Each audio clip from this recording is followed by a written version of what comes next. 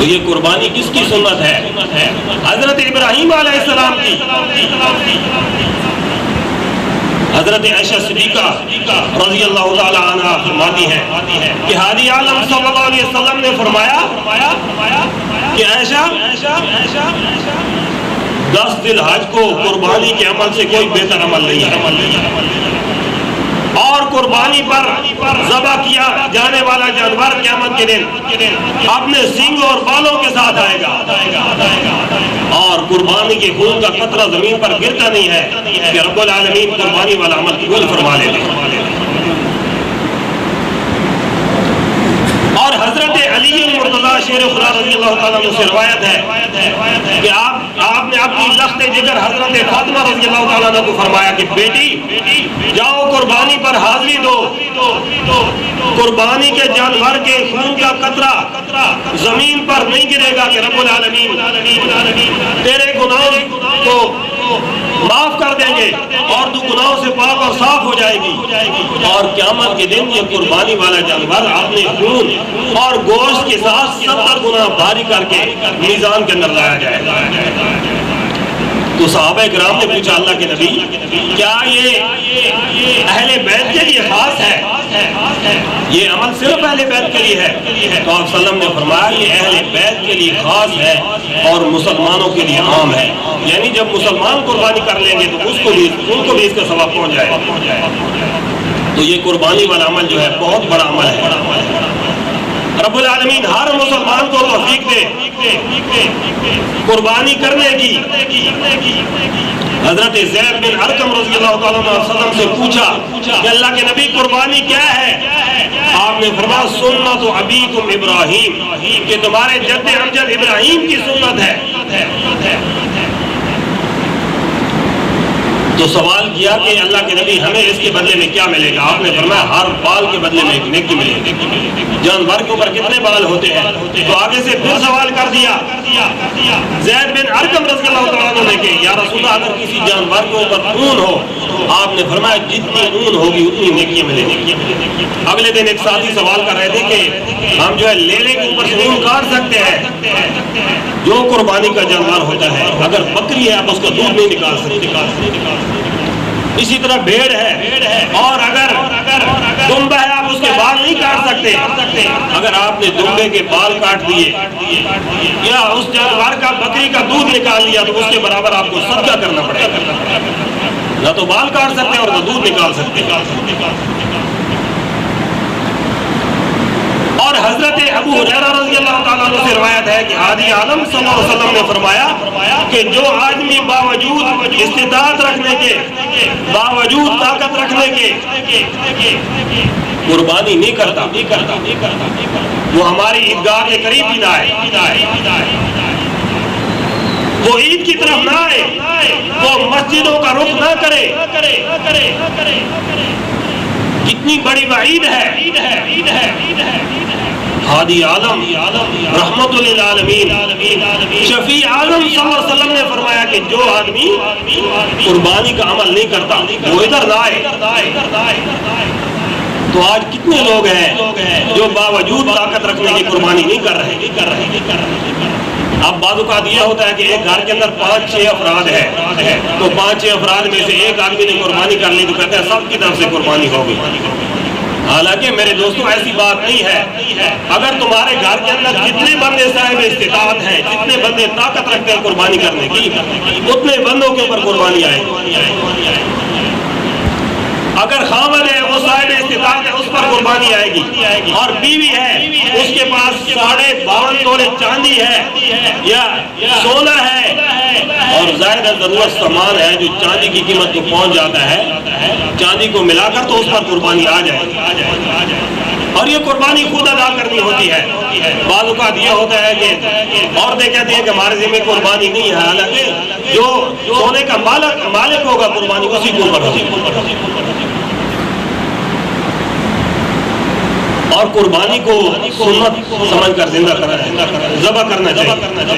اللہ کے نبی صلی اللہ علیہ وسلم نے فرمایا قل ان صلاتی و نسکی، رب العالمین نے فرمایا میرا محبوب اعلان کر دیجئے ان صلاتی، بے شک میری نماز، و نسکی اور قربانی، و محیایا اور میرے زندہ رہنا، ومماتی للہ رب العالمین، رب العالمین کے لیے ہے۔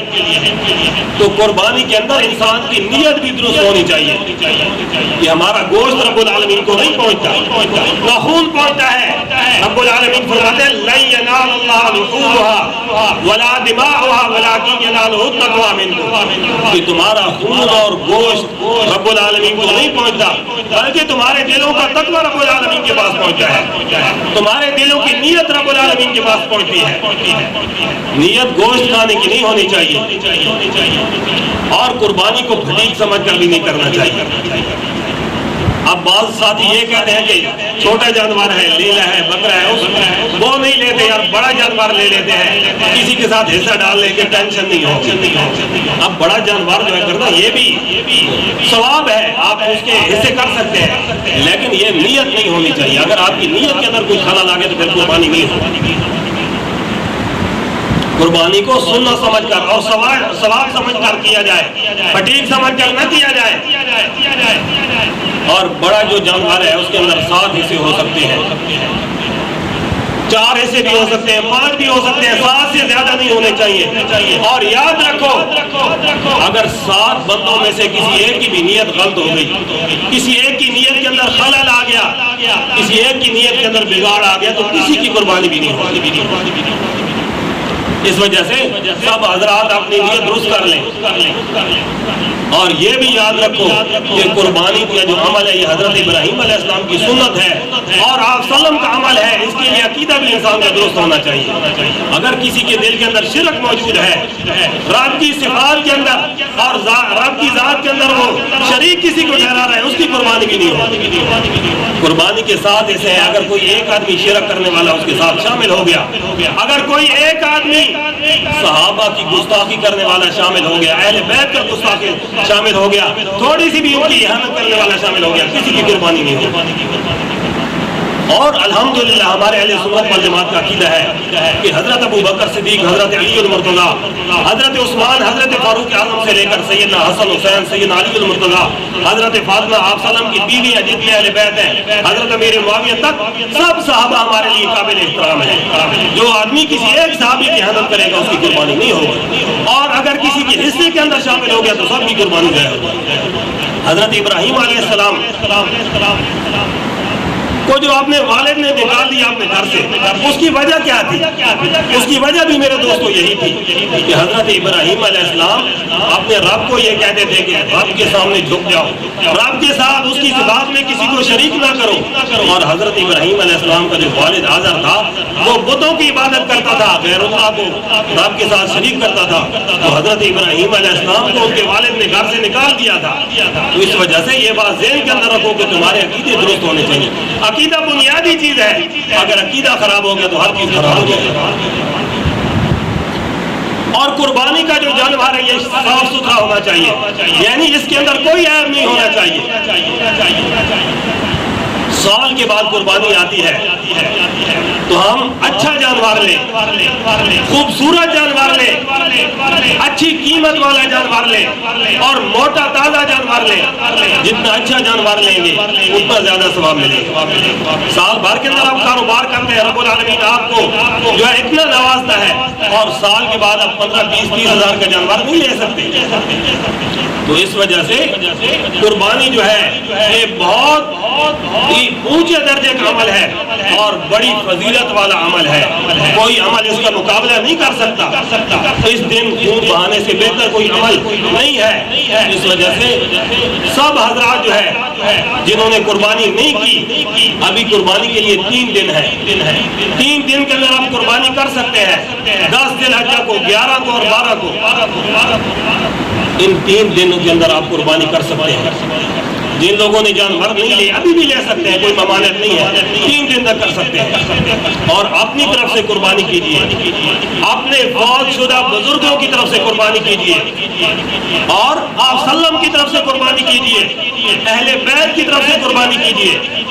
آپ صلی اللہ علیہ وسلم ہمیشہ کے لیے آپ کا یہ امر رہا کہ آپ ایک قربانی اپنی طرف سے کیا کرتے تھے اور ایک قربانی پوری امت کی طرف سے کیا کرتے تھے۔ وہ بھی تو اللہ تعالیٰ کے نام کی، لیکن اس کا ثواب سب کو پہنچ جائے۔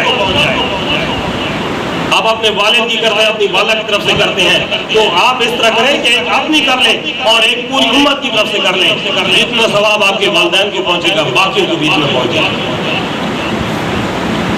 اور جو قربانی کا جانور ہے، چھوٹا جانور ہے، بکری ہے، بکرا ہے، دمبا ہے، اس کے سال کا ہونا ضروری ہے۔ اگر لیلا وہ سال کا نہیں ہے لیکن اتنا موٹا تازہ اور اتنا اس کا قد ہے کہ سال کے برابر لگتا ہے، تو اس کی قربانی بھی آپ کر سکتے ہیں، لیکن 6 مہینوں سے کم نہیں ہونا چاہیے، 6 مہینوں کا ہونا ضروری ہے۔ اسی طرح جو بڑے جانور ہیں قرآن کے نے جن کا ذکر کیا، ثمانیۃ ازواج من الضأن اثنین ومن الباس ماز اثنین ومن الابل اثنین ومن البقر اثنین، 8 جانور ہیں، ان کی قربانی آپ کر سکتے ہیں۔ اور جو ہے گائے اور بھینس وہ 2 سال کی ہونی چاہیے، اور جو ہے اونٹ وہ کم از کم 5 سال کا ہونا چاہیے۔ اور ایک ساتھی نے سوال کیا تھا کہ خصی قربانی کی بکری، خصی قربانی کا جو بکرا ہے اس کی قربانی کر سکتے ہیں یا نہیں کر سکتے؟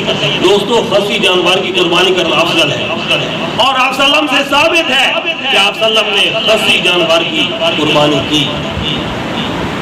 تو رب العالمین ہمیں حضرت ابراہیم علیہ السلام کی سنت پر چلنے کی توفیق دے، اور جو قربانی کا گوشت ہوتا ہے اس کے لیے بہتر یہ ہے کہ اس کو 3 حصوں میں کیا جائے، ایک حصہ خود رکھ لیا جائے، ایک حصہ جو ہے اپنے رشتہ داروں کو دے دیا جائے، اور ایک حصہ فقراء اور یتیموں کے درمیان تقسیم کر لیا جائے۔ یہ مستحب طریقہ ہے، بہتر طریقہ ہے کہ جو لوگ مستحق ہیں، آج اتنی مہنگائی ہے، اکثر لوگ ہیں جو قربانی نہیں کر رہے، تو آپ جو ہے ان کا گوشت پہنچا کر آئے، تاکہ جن لوگوں نے قربانی نہیں کی، جنہوں نے جانور کا خون نہیں پایا، وہ بھی اس سے استفادہ حاصل کر سکیں اور آپ اس ثواب کے اندر شریک ہو سکیں۔ اسی طرح جو ہے قربانی کے جانور کا جو گوشت ہے وہ کسی غیر مسلم کو نہیں دیا جا سکتا، یہودی ہوں، عیسائی ہوں یا غیر مسلم ہوں، اسی طرح قربانی کا گوشت ہے وہ فروخت بھی نہیں کیا جا سکتا۔ اور اگر قربانی کے اندر 7 آدمی ہیں تو ساروں کو وزن کرنا پڑے گا تاکہ برابر گوشت تقسیم ہو، اگر تھوڑا بہت بھی کم ہوگا تو یہ سود بن جائے گا۔ ہاں جو ہے سیری، پائے اور اس کی کھال اور دوسری چیزیں تھوڑا ساتھ کے اندر شامل ہو گیا تو پھر وزن کرنے کی ضرورت نہیں ہے، یہ آپ کے لیے سہولت ہے۔ اگر آپ نے یہ چیزیں نہ رکھی تو پھر آپ کو جو ہے گوشت وزن کر کے دینا پڑے گا۔